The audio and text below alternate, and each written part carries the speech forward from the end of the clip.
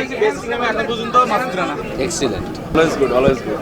মানে মনটা ভরে গেল, এত চমৎকার অভিনয়গুলো যে এত চমৎকার। আমি যে কয়টা মুভি দেখেছি আমার বেস্ট মনে হয়েছে মাসুদ রানা। একটা ছবি দেখলাম যে মাসুদ রানা লালন করছিলাম ভিতরে, সেটা আমি বাস্তবে পেয়েছি। বাংলাদেশের জন্য নতুন মাত্রা একটা অ্যাকশন ফিল্ম আসছে, আরো সামনে ভবিষ্যতে আরো ভালো আসবে ইনশাআল্লাহ। মাসুদ রানা অনেক ভালো ছিল। এবারে আমি যে কয়টা মুভি দেখেছি আমার বেস্ট মনে হয়েছে মাসুদ রানা, খুবই ভালো লেগেছে। আর হিরোটা জোশ ছিল, নায়িকাও জোশ ছিল, সব মিলে A to Z খুব ভালো ছিল। এটা অনেক ভালো লেগেছে আর এই মুভিটা অনেক সুন্দর হয়েছে।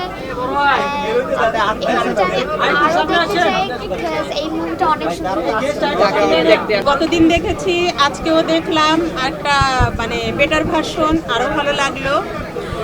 আর সব থেকে বড় কথা হচ্ছে কি যে সামাজিক সিনেমা ছাড়া অন্যান্য কোনো সিনেমা কিন্তু কখনো অ্যাকশনধর্মী বা থ্রিলার কখনো কিন্তু বাস্তবতার সঙ্গে মেশে না, এটা কিন্তু মেনে নিয়েই আমাদেরকে চলতে হয়।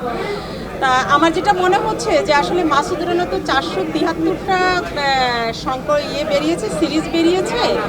তা এই যে 473টা সিরিজ, এক একজন কেউ সবই পড়েছেন, কেউ দুটো পড়েছেন, কেউ 10টা পড়েছেন, কেউ 200 পড়েছেন। তো এক একজনের তো কল্পনায় এক এক রকম থাকে, তা বাস্তবতা থেকে তো আসলে এটা দূরে থাকবেই। এখন পর্যন্ত মাসুদ রানা মাসুদ রানা খুবই ভালো একটা ছবি দেখলাম যে মাসুদ রানা লালন করছিলাম ভিতরে, সেটা আমি বাস্তবে পেয়েছি। একেবারে নতুন একজন একদম নতুন আঙ্গিকে এবং টান উত্তেজনা ছিল পুরো ছবি পড়ে। সব কিছু মিলে মেকিং, অ্যাক্টিং, মেকিং সব কিছুই হচ্ছে যে খুবই পরিপূর্ণ একটা ছবি। আমার কাছে খুব ভালো লাগছে, কারণ কি আমরা তো এই ফাইটিং টাইটিং এই দেখে মনে হয়েছে হলিউডের বা একটা ইংলিশ ছবির সুন্দর এইটা লাগছে, তার সাউন্ড, অভিনয় সব কিছুই ভালো লাগছে এবং একটা নতুনত্ব লাগছে এবং আমার মনে হয় এই ধারাটা অব্যাহত থাকা দরকার, তাহলে আমরা নতুন নতুন ছবি দেখতে পারবো। আবার ফিরে আসুন, মানে মনটা ভরে গেল, এত চমৎকার অভিনয়গুলো যে এত চমৎকার, খুব ভালো লেগেছে। Always good. ভাইয়া কেমন ছিল মাসুদ রানা? আমি এর আগে একবার দেখেছি, ওনারা আবার এডিট করেছে, এখন বেটার হয়েছে আগে থেকে।